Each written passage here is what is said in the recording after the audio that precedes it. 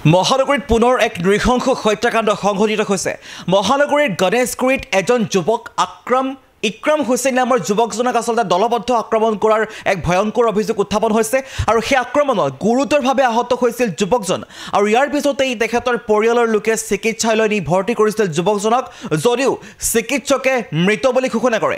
এই মুহূৰ্তত হাফ প্লেটৰ সৈতে দেখুৱাবলৈ যত্ন কৰিম। মহানগৰীত পুনৰ নৃশংস হত্যাকাণ্ড।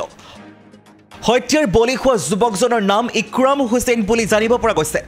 সোমবাৰে নিশা গণেশগুৰিত দলবদ্ধ আক্ৰমণ কৰিছিল ইক্ৰামক আৰু সামান্য কথাতে মূৰত প্ৰচণ্ড আঘাত কৰাৰ অভিযোগ উত্থাপন হৈছে। লগে লগে দিছপুৰ পলিক্লিনিকত ভৰ্তি কৰিছিল পৰিয়ালৰ লোকে আৰু হাস্পতালতেই চিকিৎসাধীন অৱস্থাতেই মৃত্যু হয় যুৱকজনৰ।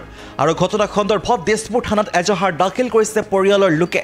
পুনৰবাৰ জনাইছোঁ, এই মুহূৰ্তত আচলতে ডাঙৰ খবৰ বুলি ক'ব লাগিব। গুৱাহাটী মহানগৰীত এক পুনৰ নৃশংস হত্যাকাণ্ড সংঘটিত হৈছে। এইবাৰ স্থান কিন্তু একেবাৰে গণেশগুৰিত এজন যুৱক, নামটো ইক্ৰাম হুছেইন।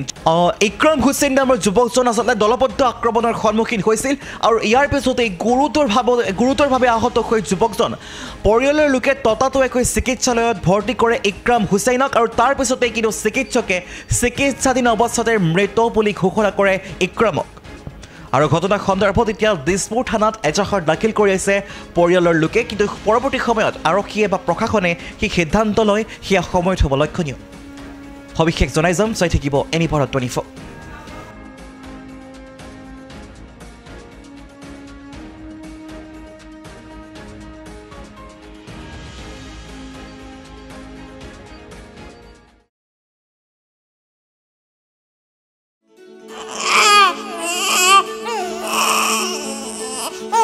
অভিনন্দন, আপোনাৰ এজনী ছোৱালী জন্ম হৈছে।